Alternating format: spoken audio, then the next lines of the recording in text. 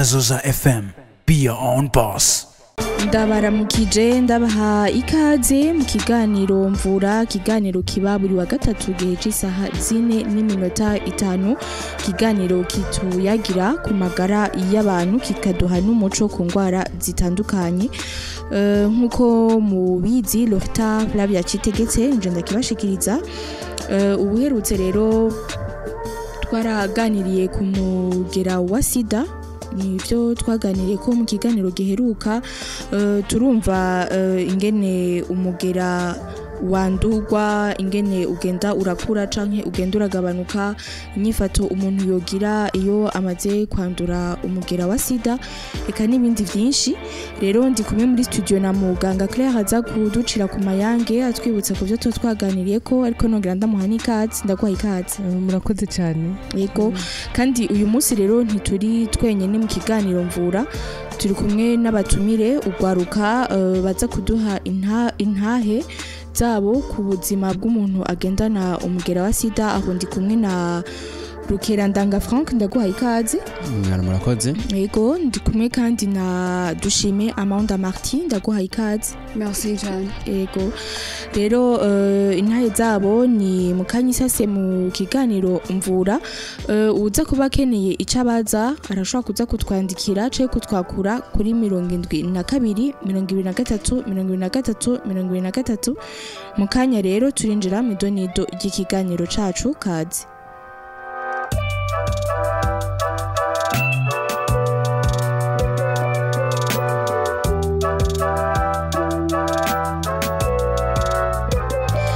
Ndongeye kuba ikaze rero nkuko nemeje kubabwira mu ntangamarara imbere yuko tuza kumva intahe z'abatumire bacu.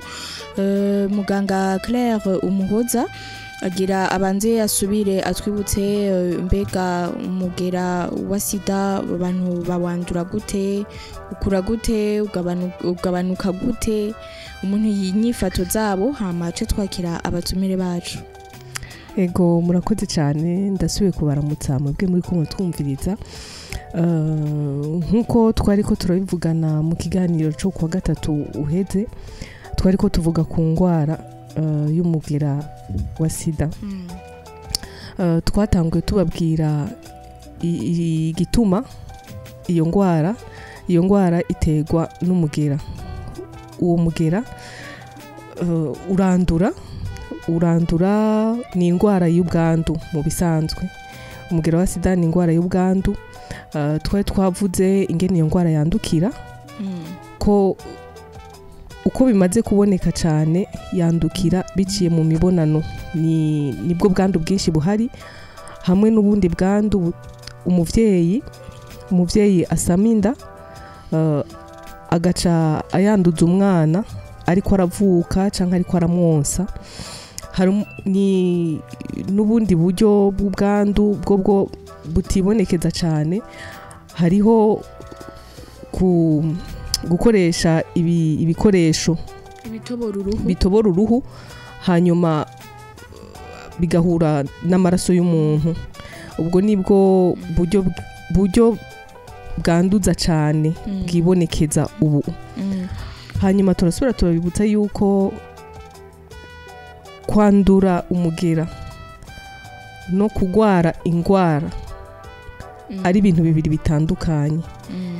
Bikaba bitandukanye. Umuntu yanduye umugera, uwo mugera bawugendana, ariko yifashe neza ntashika kuri ya stade, kuri cya gihe bavuga yuko agwaye iyo ngwara. Ibimenyetso byose by'ingwara bimubonekako. Nico gituma twari twahimirije turavuga cyane yuko umuntu wese aho yoba ari yo kwipimisha akamenya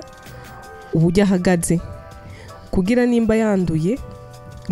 ingwara y'umugera abashe kuja ku miti, ntazoshike kuri kwa rugero twatugwara twose tukikije iyo ngwara buterwa n'iyo mugera twose tumuza ko. Ko yo kwipimisha hakiri kare akamenya uko ahagaze, agwaye akaja ku miti hakiri kare agakurikiranwa. Turasubira tuributsa yuko aba bibungenze umudamu wese umumama wese yomenye yuko afise inda nawe atabara umumama canke umukobwa wese atwaye inda yo kwirukira kwa muganga bakamupima bakaraba ingene ahagaze kugira ngo bakurikirane iyo mbanyi yiwe mu gihe yoba yanduye kugira umwana wiwe azovuka ameze neza nawe aronka amagara meza abandanya ameze neza kugira ashobore kurera uwo mwana ku kijanye n'inyifato ku kijanye n'ingene bawuvura twaravuze dutangura ingene bawutora bawudetekta muganga wo muri ANSS yaradusiguriye yuko amasantre yabo ari mu gihugu cose kandi arakira uburyo bwo gupima burahari yaratubwiye ko hari uburyo sinzi nimba abatumire bonyibutsa autotest ego bushobora kugenda bakagusigurira neza ukagenda ukwawe ukiyumvira ukakora ako gateste hanyuma ugacubegera mukabasha kubandanya bagufasha ingene ufasha urumva uburyo bwo gupima burahari mu gihugu cose upimwe kandi ucukurikirana n'imiti ubirahari akaba yaratwibukije yuko imiti isigaye hari ubushakashatsi bwarateye imbere imiti hari ubu ni imiti yoroshe cyane gufata na kanini kamwe ku mugoroba novuga ama effet secondaire yuko yagabanutse uravye n'igihe iyo ngwara yatanguye gutangurwa kuvugwa yaragabanutse irorosha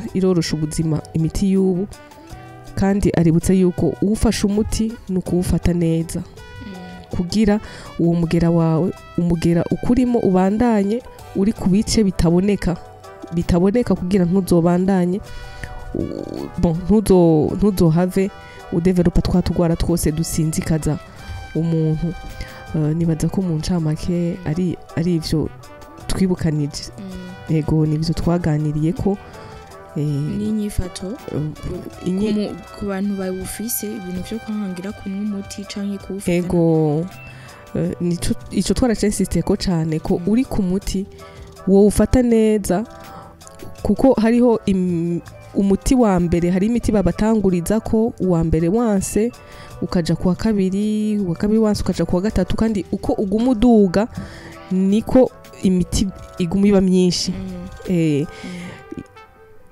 ico gushimikira ko nuko utanguye kuja ku muti wogerageza n'ukuri ukawufata neza silofo ugashiramo kumwe dushiramo réveil mu telefone ugashiramo akahapel kakwibutsa kuri ya masaha nyene umuti ukawufata neza kubera ko wa mugera wawe utanguye gufata umuti nabi umugera uca utangura kumenyera wa muti ni nkaho atacusura kuwugira kandi umuti wa mbere ni umuti worosha ubuzima n'ukuri uravye n'abandi bagwaye indwara ngendanwa zisanzwe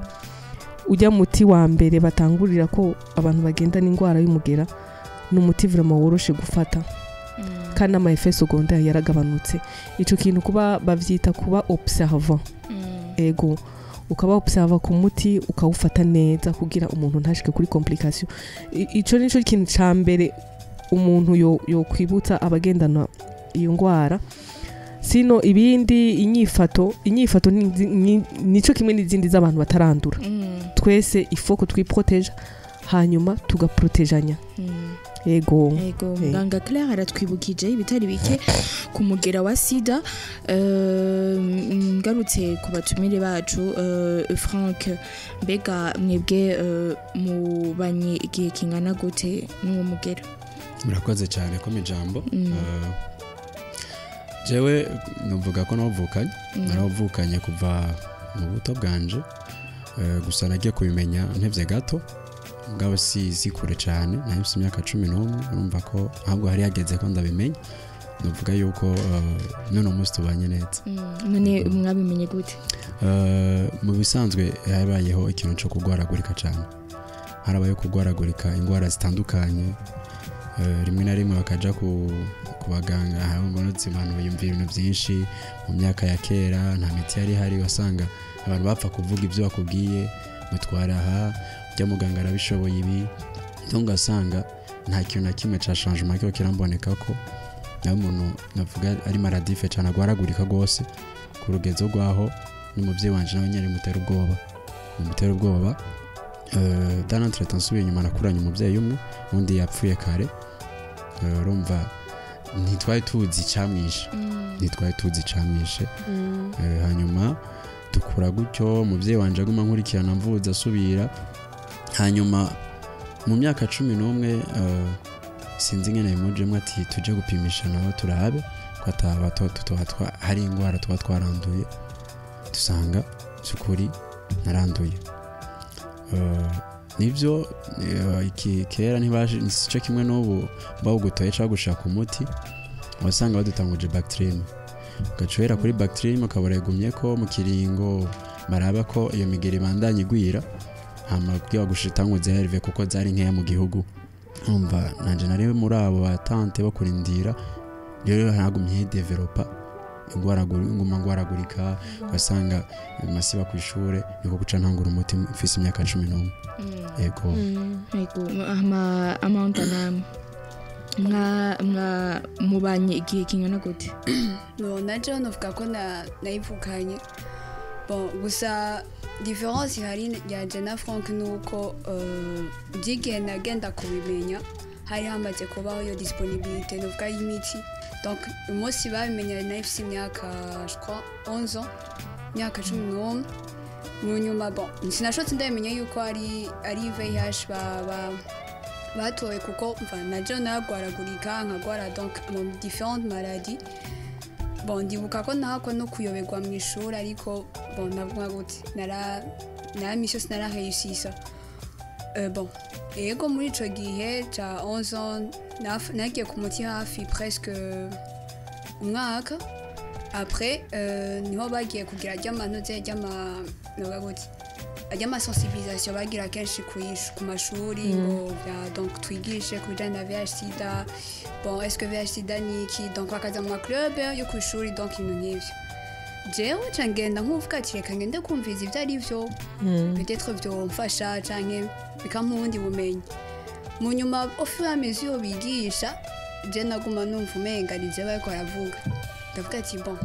après tu vas bateguye ikintu cyane donc dépistage volontaire umwe wese ashaka kwidepista ndetse nagiye dépistage cyandayimenya gutyo nyumva muhira nogote bari baratinye kubimbwira bivaye peut-être bien nuko noza kureagisa mu nyuma après maze kuyimenya ego vyarambabaje ariko mu nyuma natinze ndavyakira umaze kwipimisha mwaravuganye muhira bon nuvuga gute kuri uwo mwanya nyine nkibimenya sinashotse ndavugisha kuko mva nabona nkuko umenga barambeshe encore plus cyangenda no mu kigo cari ki donc ca prise en charge ya NSS ndimo ndavuga ati ko iki mwambeshe kuri ibi vyose donc mukabinyegeza gushika kuri imyaka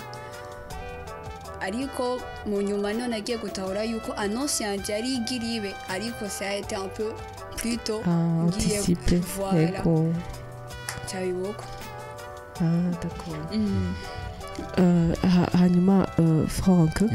wewe wari kumwe n'umuvyeyi umwe wewe ico gihe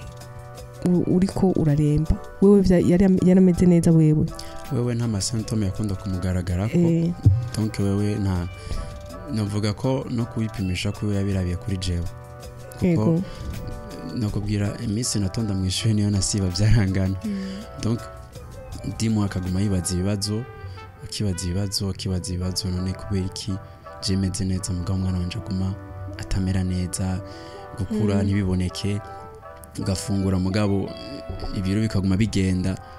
narakantu konze cyane ntabwo ubona avuyeyo donc urumva ibyo byose byaratuma nawe nyanagira ibibazo mbwa kwera atayakura imfunye zina novuga ko nawe iyo yafashijwe n'umukorege bakorana wewe yaraye muri NSS avuga ati rero ndi kumviza umwana wanjye nagwaragurika uragenda umupimisha rero niho yaca avuga ati nawe ko umwana wanje ntumupimisha wenyine reka nanjye nje kurabisha donc aca tubimenya gutyo tubimenya abavyeyi mubona bo bavyakira gute muri ico gihe c'est vrai kuko ubimenye à 11 ans uburi kuri questionna mu vyinshi ubona abagenzi bawe bakura udafise la même taille bariko barazana amasinya ya adolescence atayufise uburi kuri centre kuri wewe nk'aho mwari kumwe n'abavyeyi abari bafise la chance yuko abavyeyi babo haba hariho uhari hoho mwarabasha romentari ingene bo bavyakira byaraborohera kububahuka umwanya mwabimenye kububahuka kundi usanga umuvyeyi avugana n'umwana muhira atmosphere ikabimeze barabubahuka canke abanye n'abantu babatinya abo muvukana nabo bobo babifashe gute barabubahuka nabo canke mu kibano vyaciye bihinduka mvuze kuri jewe umuvyeyi wanje gusa ikintu cahabaye wewe yavuze ati ubure ko turi babiri kuko muhira tuvukana turi babiri darantreta yego nije ndumuhererezi yaca atangura kwanza yibwira imfura ati burya muteya wawe nuko bimeze rero mukuru wanje yaranduta cyane gose dusumbara n'imyaka na myinshi hanyuma icaca gikurikira mukuru wanje yabifashe nk'umuntu nyene agiye kugwaza muteya wiwe esha nukuri ntako batakoze nukuri mvuze ngo nibambaye hafi nibanda babesheye nukuri barakoze ivyo bashoboye kuko harageze ahantu ubuye niwasigaye bantera inkuru ati burya tukubonye ungana uko ungana no munsi Imana ishimwe kuko twarigeze gutunga farumasi muhira ego hama amunda nawe bon je novuga yuko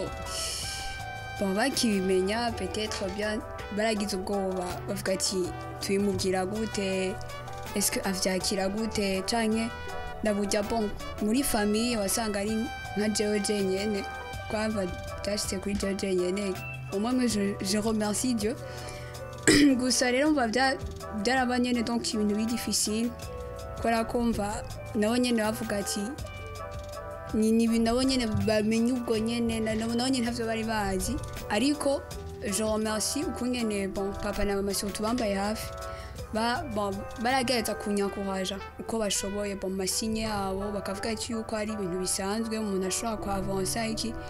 encore plus igenda John mu magroupe de parole y'aba jeunes nkabona abandi ba jeunes peut-être bari un peu en avant kuri jewe nkabona ukungene bameze nkabona ko hashobora kubaho minimum d'espoir yo kubaho et petit à petit ko naza ndagenda encore plus mba hafi na papa mwanya ndamubaza ibintu bimwe niho nagenda ndabona yuko je peux kandi ntibigeze bagira ubwoba bwinshi cyane à part après maze kubega yuko navyakiriye plutôt vyaciye biba plus facile kuri bo nabo nyene bakumva bari yareje muri bo yego turavuze ku kibano cyo mu muryango hagati yanyu hama hanze y'umuryango naho kwanza duhereye kuri mwebwe umva mugitangura kubimenya imibereho yanyu yaciye igenda gute nta cyahindutse cyane canke ntimwihebuye hama mu kibano hanze y'umuryango bababona gute babafata gute abana mwigana abo mwagendana Murakoze cyane mwihebura ntari kubura kuko ari igihe wagenda gukina n'abandi nka je nakuze nkina football yo mwibarabara urumva wasanga moindre geste gusa muri ko murakina umupira agutsitaye ko wagwa nk'ahari rero wasanga bose baca batangura ati ngo akagahungu nta nguvu kagira gahungu ni kukaraba gituma donc ugasanga harimo ibintu by'amamirimire nkayo bibwira ibintu tuma bibwira ibintu naje wari ukuntu kera twadukina football usanga umugumwe bakinye bambaye imipira isanzwe abandi bagakina bari gifowazi rero je ngiye muri bakina gifowazi sina jamu na prefera gweba umupira cyangwa nkaje gukina muri bari kubera ko umubiri wanje ufite amatashe cyane ingwana nagenda gwaragurika zigira niho bagaca baza none kubera iki udakora umupira ngati wapi ntanka kubivuga mugabo gaca bonyene baca bagira ibintu bya discrimination gaca batangura kunkumira gafise amagara make naco gashoboye urumva kwishuri hoho haragera ahantu je me souviens très bien ninga 6e usanga nyene akagwi k'abantu atujya byose biramusa ndavyibuka umunyeshuri yahagaze imbere neza twari umuntu amwigisha imengo umwigisha yarasohotse ahagarara imbere ati Frank aragwaye sida urumva abanyeshuri bose ngo kubera ko bivuze ivyo ngo rabe ngene kangana naye agahungu gato nabivuze gusanga bose cabaje muri ivyo kwiyumvira ari ukuntu rero kera bavuga bati ngo ufise ngo bakonanya imitsi ya vere ngo iri sida yigenda imitsi ya vere donc urumva niko babizi donc usanga ico gicapo kw'ishure vraiment nicari coroshe nta na gato abigisha aragera ahantu banshikiriye nibankubita namba nakoze ikosa je nibankubita ivyo byose none ni namukora ko none haca nivyo byose ntivyakubabaza bitegezo kukuremera kuko umengo nturi nk'abandi urumva abandi ko nawe kora kubita bacerewe bagize iki woshikiriwe agaca byeza ngo usanzwe witonda n'urengana kubera ko ntashaka gukora ko ntashaka kwegera deja arabona yuko nikabutura unako inakuroka biramuteye ubwoba donc ugacuba muri ubwo buzima umengo uri different n'abandi banyeshuri cyane ko gusimana zose zamfasha ibyigwa byabo narabitoa yego nicyo kintu avuga ati giye swariwe kuko iyo ndubura aho baca bavuga ati ni ikiramuduguza yego ni kuri discrimination yarahaba cyane hama wewe Amanda je ko ndabivuga navuga ati biri un peu différent kuko jewe plutôt naba muri way uvuga ati nta muntu aza gushobora gutahura donc ikibazo cyanje est-ce que uyu nyona mubwira VIH ati ndayifise niki de sur établissement yose izo yabimenye surtout ko yakoje niga muri lycée où hariyo internet nikavugiza umva rero encore plus uri muri communauté y'abakobwa uvuze ikintu ashaka hose exactement ndaraba kubivuga ndaraba kugira basi n'uwo mugenzi uvuga ati okay ndazabwira confiance ndabwira ati niyo nagwara par exemple no munsi nkaba faible umenye yuko peut-être bien azoba ari ukunuku birananira kuko mva ndavuga ati nari nka 8e ndabandanya donc cursus yanje yose gushika secondaire plutôt fait no good année terminale bimaze kumenya nk'abantu bashika peut-être maximum nka batatu naho nyene ni bandi nagize malaise mu ishuri biva peut-être bien no gufuha canke iki sanga nyene ni faible mvuga ati je shobora kugenda je nyene ashaka umperekeze umwari arambwira ndamuhera offert ndamubwira ati meze ukunuku that's why shobora kuba ngira ama faiblesse ya nanaje bon hageze ama activités nuzenya physique nke dufate nka sport niho rero mva byaca bigiye kugora bingora mugabo nkagerageza gutravailler un peu psychologie yanje ko navuga ati ni travail d'endurance kandi naje navuga ati bon sport ndayikenera kugira ngo encore plus peut-être bien fort ngire un peu de force au niveau physique nkacayengira plutôt nakora exercice onashima nkanarusha n'abandi ntibatahuri kungene bigenda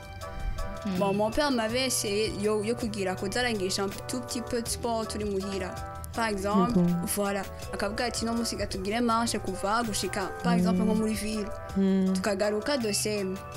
ubundi munsi avuga ati si tu peux t'intéresser un peu ku yandi ma sport donc genda ukine football genda ukine basket cyangwa nda basket cyane rero donc ça un peu byaramfashije kuza ndavuga ati peut-être gukomera kutaca natira attention cyane kuri iyo aspect yantuzenye ya VIH abagiye barabimenya bagiye kubimenya mu nyuma bivanye n'amatimonyage nagendagira après ntuzenya secondaire mugabo warumva yuko ubona shima naho ubaye ko irevre hari abakijya kintu cavuga ati okay kadufata un peu distance because peut-être bien amande n'ukungene yonze niki biradutera amakenga ko plus n'ukungene nagwara bose byarabatera ubwoba alors nkaca mvuga ati reka niye carte basi comme ça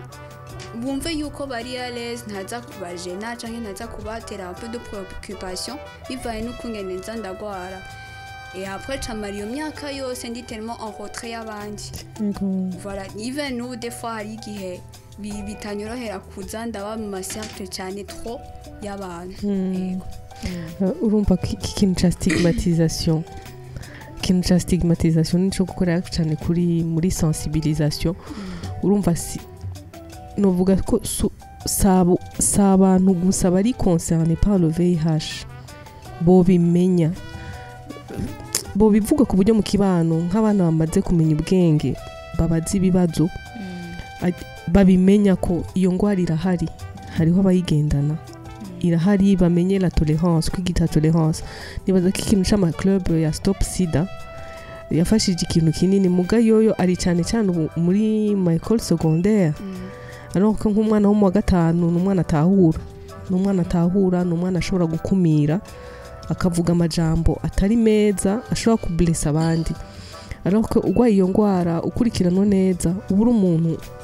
uba ufise amagara nk'ay'abandi urashobora kwiga uba ukeneye kwiga muri atmosfere nziza nk'abandi urumva iyo sensibilisation yoba ku mashuri abana bamaze gutahura bakamenya ko abana bahari bariho bandura bazigwara ariko ko nabo naho bagwaye bafise droit kuri atmosfere yo kwishuri risena bahabwa n'abigisha meme muri entourage yabo kuko hariho benshi bafise ubukomezi bumwe hariho bahema amashuri akavuga ati jewe mutarondeye ishure ririmo twigana nabo meze ico kimwe sinzosubirayo ibibera ku ishure birambabaza umwana ugasanga arafise ubwenge mugabo arayoberwa kubera ko bamutera intuntu ntushobora kwigana intuntu bamutera akavuga ati none je naho niga nta kigwa n'abantu bizomarira iki agatangura kwihebura akanka ishure hakiri kare ariko yari umwana azi ubwenge donc iyo sensibilisation vraiment yo bandanyiba ajya ma club akaza no mu ma école à partir nka ya 5e bakamenya ko ngo ari baho kandi ari abana nkabo bafise les mêmes droits z'abana zose bazisangiye ego hanyuma ikindi kibazo kubijanye no gutangura imiti Frank watubwiye ko wewe bitoroshe muri ico gihe imiti itari yoroshe kuronka kandi kijye ndibuka yuko imiti kiza treatment ya mbere ntikara kanini kamwe wewe wabibayeho gute wabibayemo gute Murakoze cyane kuri ico kibazo mu bisanzwe je natanga umuti 2004 2004 urumva arazi imyaka 19 donc urumva ico gihe natangwe ndababwira yuko watangura kuri Bactrim ego donc Bactrim wigiye ko bakaraba ko ama symptome yaguma yigwiza niba baca gutanguza yari natanguriye ku binini bibiri kimwe na mu gitondo ntabwo navuga ko kimwe na kinyo mu gatondo saha imwe nka giswindi saha imwe y'imwijoro nkamafise n'ikindi ndakinywa saha ine z'ijoro nanywa no kuvuga ibinini bibiri by'ubwoko bumwe ni kinini kimwe cy'ubwoko bundi donc yari Deovir na Efavir nyoza kwa muganga aca bimenya ugacushira ko na ya Bactrim kuvuga ko ku munsi yanywe ibinini bine donc urumva nibyo je natanguriye ko gusa nyene ko nagenda itwara neza byagiye birahinduka ego ico gihe none bon wabironkera muri centre ego namye ndi muri NSS hari ubwo muri centre mahura n'abandi bo byaraborohera we ndumva ko byarukoroheye kuba observer kuri traitement nka ma groupe de parole barabahuza mukaganira abandi nta bantu bafise ama difficulté bavuga yuko bo byo byarabagoye au début accompagnement kuri ico nyene navuga yuko jewe byanyoroheye ko yana mse suivi umuvyeyi groupe de parole navuga ko ntangiye kuzijamwo maze kwitahura dimo nari namaze gukura jewe ko yara sinigera premier mu gituma ntashaka kuja mu bandi je ngiye muri centre sinigera mbona abandi ba jeune wabona abantu bakuze abamama abapapa nibo nibonera gusa ngaca nibaza ati abajene jeje nyene urumva ngaca nitahura ko jeje nyene kandi naherekezwa na mama ko yavuga ati ngo amasirikwi ntayo womenya kuko ntabandi muza kuhahurira nshasha mutwe ko jeje nyene rero handi hari abamama n'abapapa urumva nice gituma na accompagnement navuga ko ari umuvyeyi ngiri yafatikanje n'abaganga hari bamwe twaramukanya n'ubu tukiri kumwe hajye muri NSS donc ico ndakibashimira kuko baramfa by half cyane ego mugabo novuga yuko kuri ico kibazo nyene warubajije ati mbe ubuye nta difficulty agihari yaragwiriye gose nk'uno munsi naho ubona ko iterambere rigeze aho rigera uno munsi amaka menshi arahari surtout muri centre wacu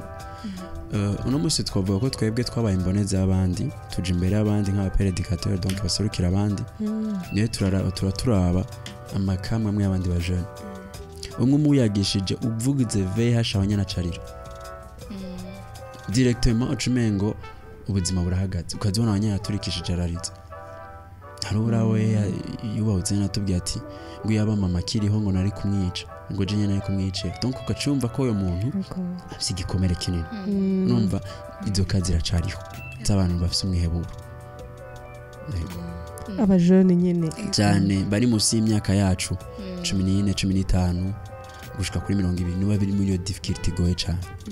bari muri ico kibazo tellement que ahubwo novuga yuko kandi nibaza ko na leta bizi kuko mu bintu bitwararikana by'nyine ugwaruka rurimwo mu bintu bya mbere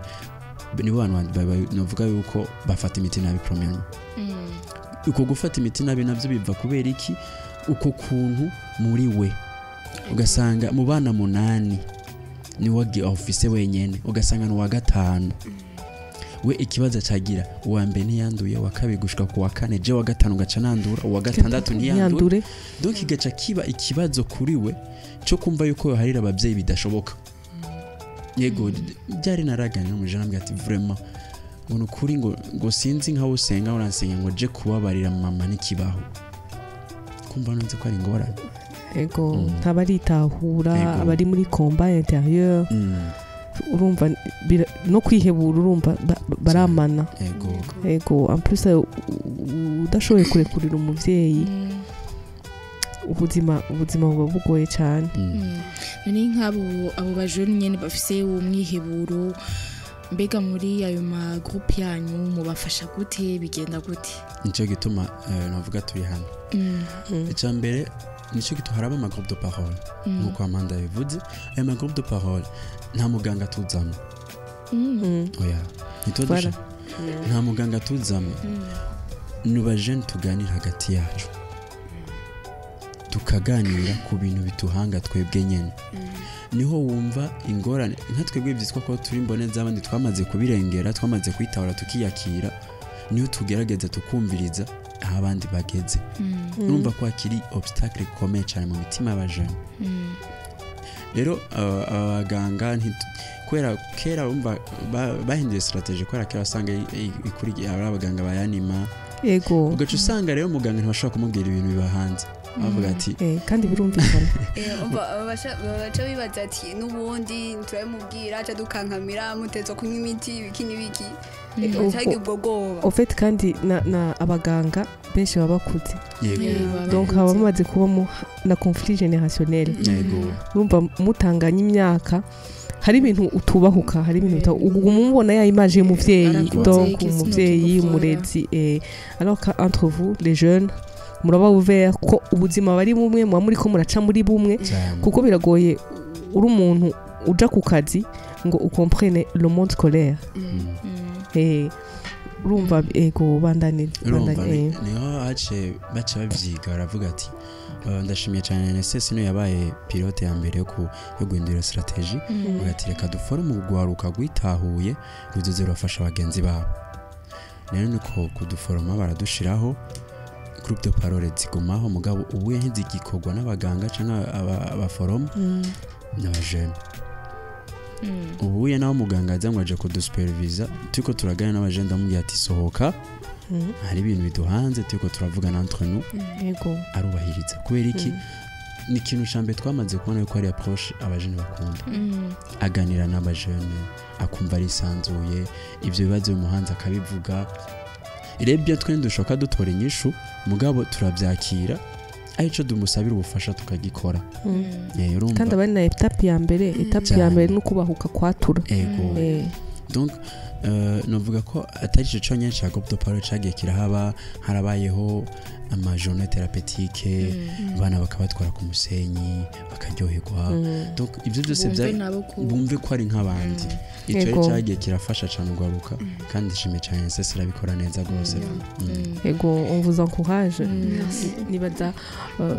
akandi kabazo aciye kaza urumva mbona umengo hariho amaprofil abiri mu bajene banyu amaprofil y'abandujwe y'abayivukanye hamwe na profil y'abanduye ingene bayakira n'ingene mubafasha nico kimwe nideza kuba cyo kimwe kuko uwayivukanye abavuga ati je ndafise source basi duma ndakeneye gutahura mbega ninde yayizanye mu muryango canke byazonye nande umva abafise ce genre de question par contre uwayanduye peut-être bien ashobora kuba agize ijyana ugahute erreur de protection par exemple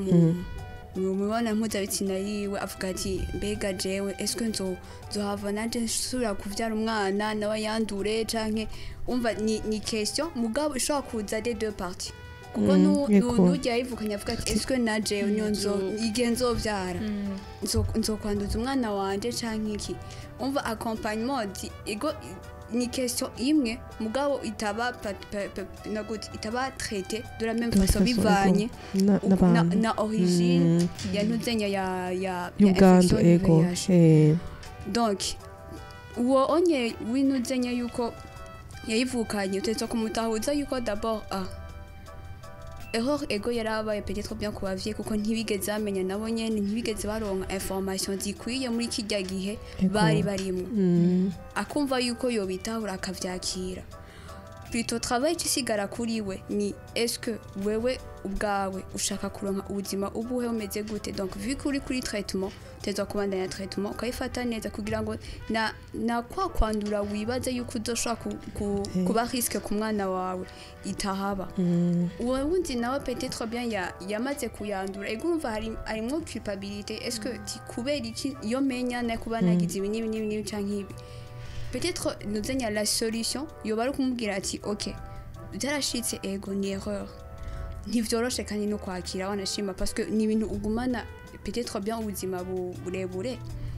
urashaka kumubwira ati byarashitse ariko protège aussi ton partenaire uborera aho bigeze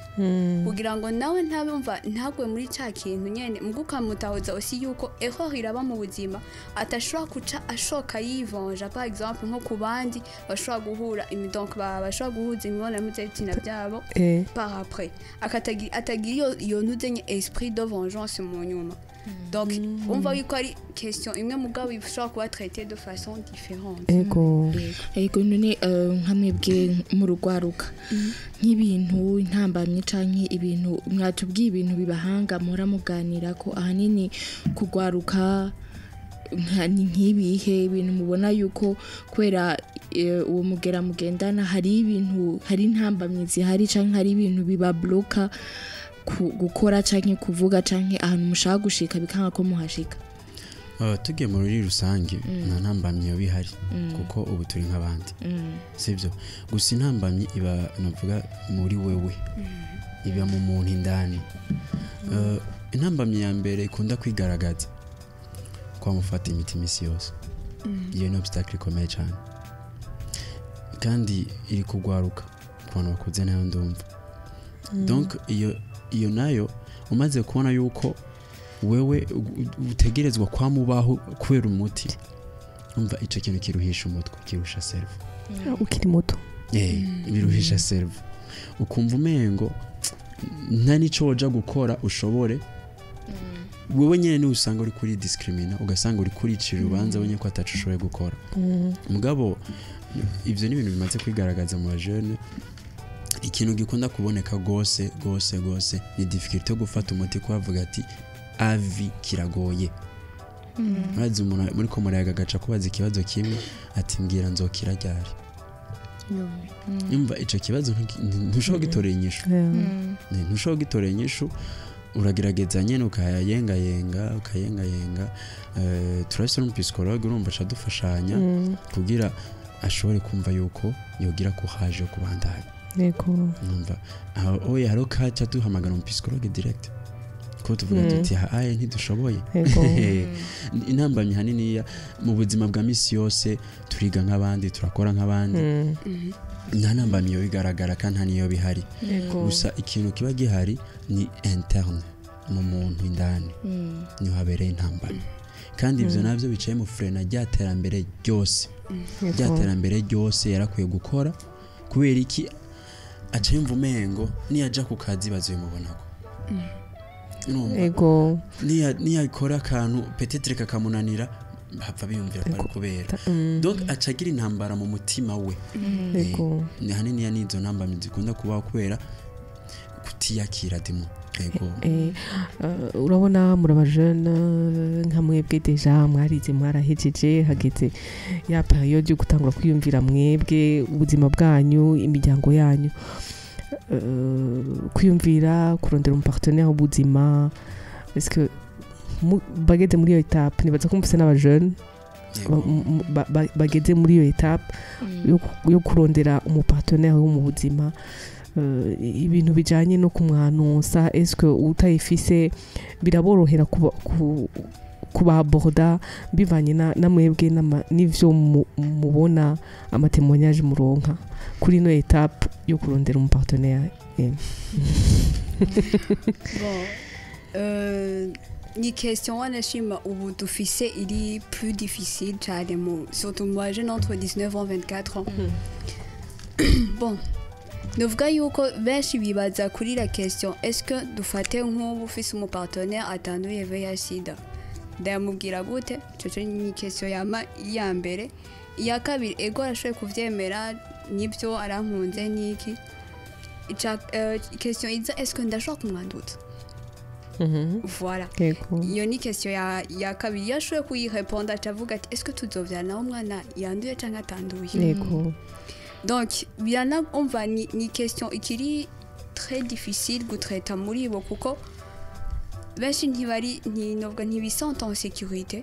mu gihe bavuga ati ego même si fisi mon partenaire no c'est pas sûr yuko adoshobora gutahura ivyanje vyose ni mu gihe ataba yanduye yego ubundi nawe agenda mugera wa sida ati est-ce que tugenda mugera wa sida twese tuzokwanduzanya bijya avuga ati yuko bashobora kuba umuntu afise VIH idase nyiwundi ugasanga habaye intuzenya yo voilà ko infection est-ce que naho bizogenda gute donc urumva ce genre de question ziragoye cyane ikintu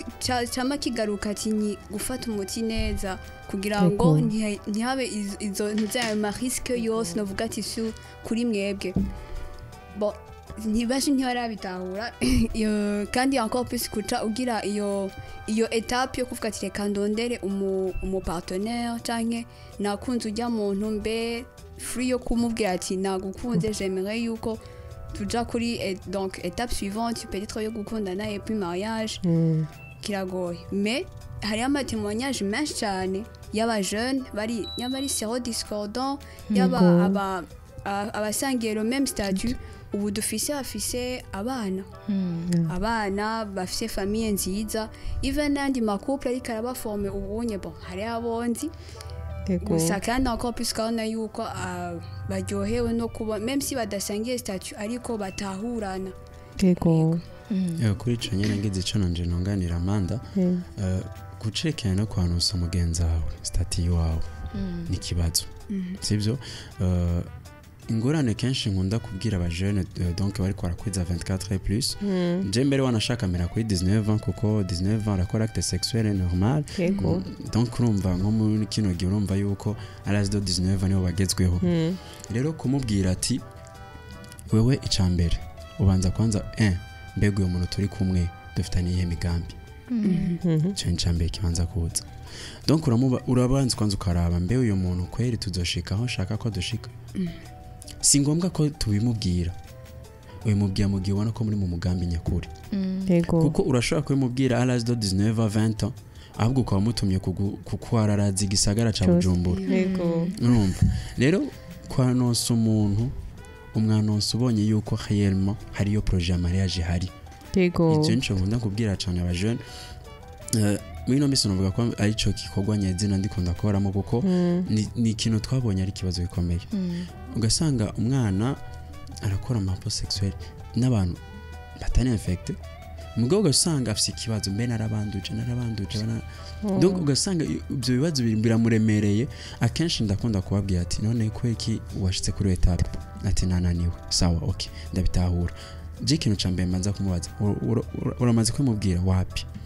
charge virale yawe imeze gute voilà cyane nje muri charge virale yiwe nkamubaza ati igipimo kimeze gute akambwira ati kimeze uko icya kabiri ndamubaza charge virale z'imyaka 2 numvise ari indetectable canambwira ati mukobwa tekana ntuhirahire ngo nawe mubwire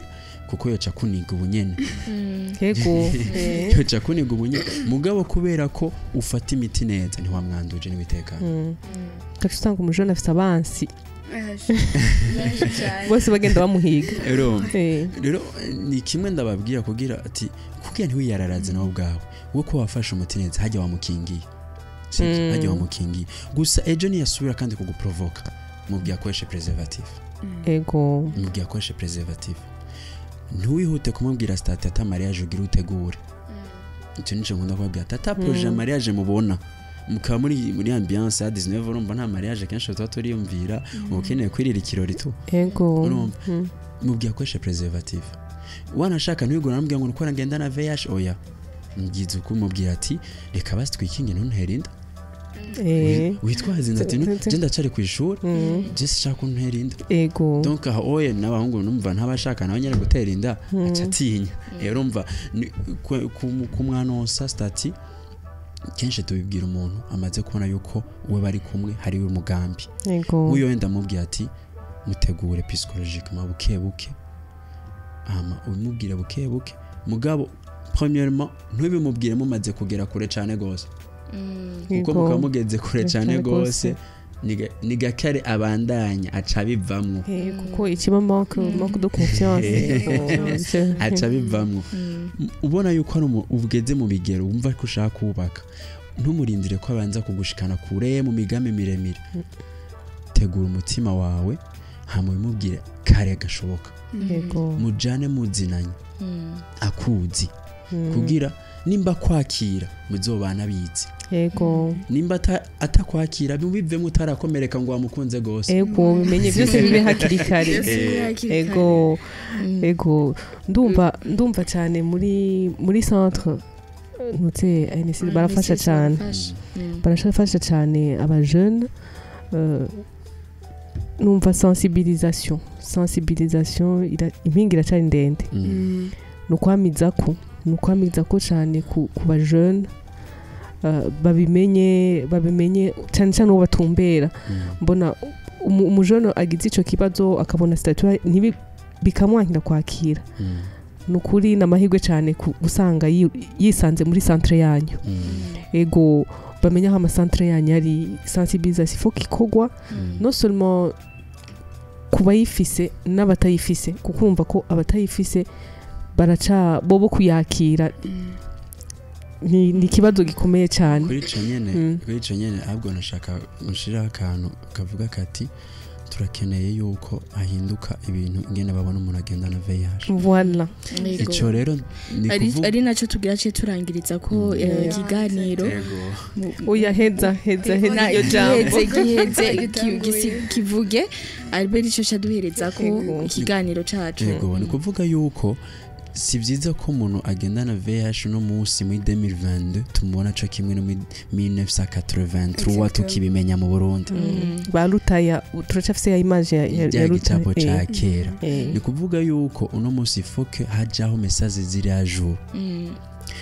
abantu mu byigwa bigisha ku ishuri nibatware mu message ari a jour mu ma club d'observance donc mu hajya ma stop sida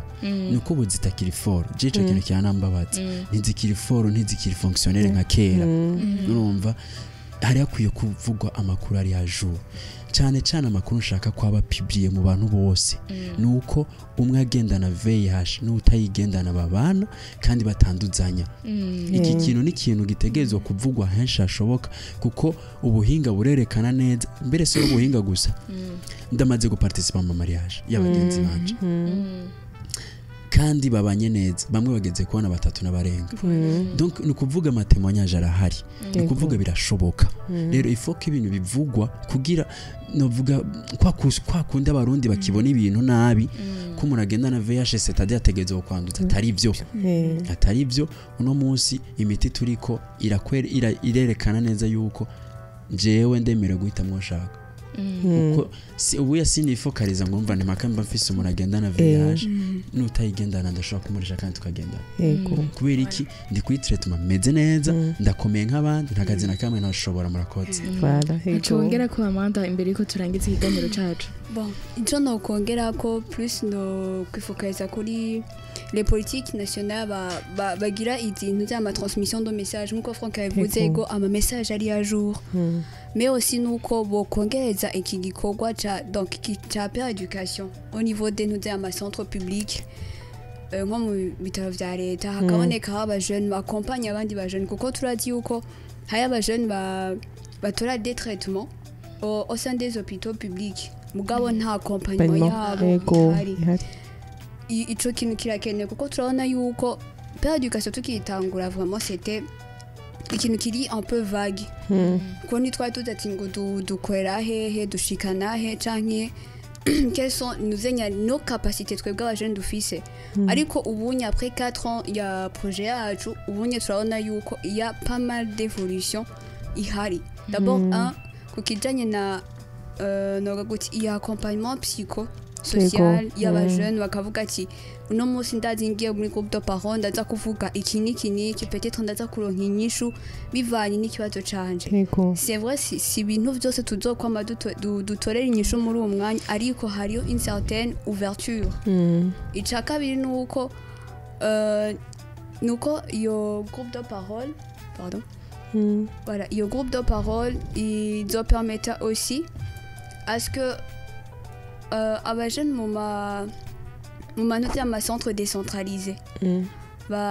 bagira nabo nyene iyo esprit ya force yo kubona yuko batakiri vulnérable